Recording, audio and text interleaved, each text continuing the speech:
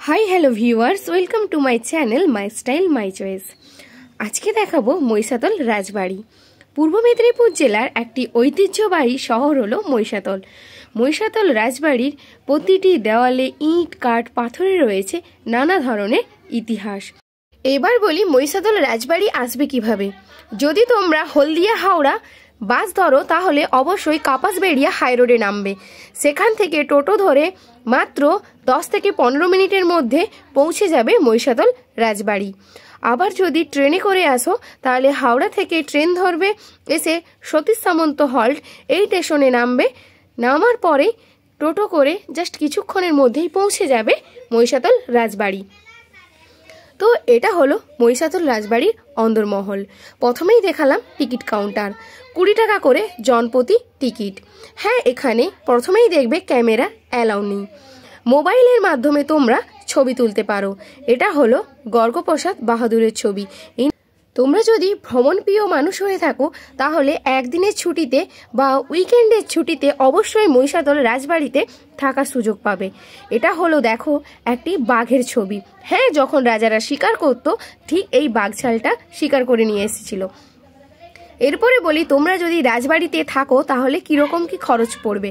রাজবাড়িতে একদিন রাত্রি যাপনের জন্য 3000 থেকে শুরু করে সব থেকে এক্সপেন্সিভ ঘর হচ্ছে প্রায় 8000 টাকা। আর হ্যাঁ, মহিষাদল রাজবাড়ি ঘুরতে যাওয়ার সময় যদি তোমরা একটু খাওয়া দাওয়া করতে চাও তাহলেই দেখবে রাজবাড়ির পাশেই একটি রেস্টুরেন্ট রয়েছে রাজার হালে। তো সেখানে তোমরা খুব সুন্দর সময় কাটাতে পারবে। অসাধারণ লাইটিং। আমরা নিয়েছিলাম কফিটির দাম পড়েছিল 40 টাকা, আর ছিল চিকেন চাউমিন। যাই হোক, আমরা খেলাম, খেয়ে মহিষাদল রাজবাড়িটা খুব সুন্দরভাবে ঘুরে দেখলাম। ঘুরে দেখার পরে যেহেতু আমাদের কাছাকাছি বাড়ি, তাই জন্য আমরা ওখানে না থেকে বাড়ি চলে এলাম। তো মহিষাদল রাজবাড়ির প্রবেশের প্রথমেই দেখবে একটি জুতো রাখার কাউন্টার আছে।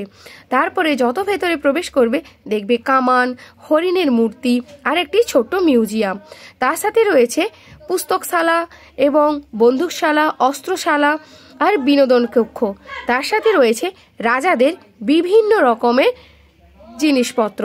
তার সাথে রয়েছে রাজার হালে, অর্থাৎ রাজারা সেই সময় কোন খাটে থাকতো ঠিক সেইগুলো। আর মহিষাদল রাজবাড়ি ঘুরতে এলে শুধু মহিষাদল রাজবাড়ি নয়, অবশ্যই তোমরা দেখতে পাবে গোপালজিউ মন্দির, পুরনো রাজবাড়ি, তার সাথে মহিষাদল রাজ কলেজ, মহিষাদল রাজ হাই স্কুল এবং সাথে দেখতে পাবে গেওয়াখালী। আর দেখতে পাবে কৈলাস মন্দির এবং জগন্নাথ দেবের মাসি বাড়ি। মহিষাদল রাজবাড়ি কিভাবে যাবেন, কিভাবে থাকবেন এবং জনপ্রতি কত টাকা টিকিট সবই জানালাম। এরপরেও যদি তোমাদের আরও কিছু জানার থাকে অবশ্যই কমেন্ট বাক্সে কমেন্ট করে জানিও। আর ভিডিওটি কেমন লাগলো অবশ্যই কমেন্ট করে জানিও। সবাইকে অসংখ্য ধন্যবাদ।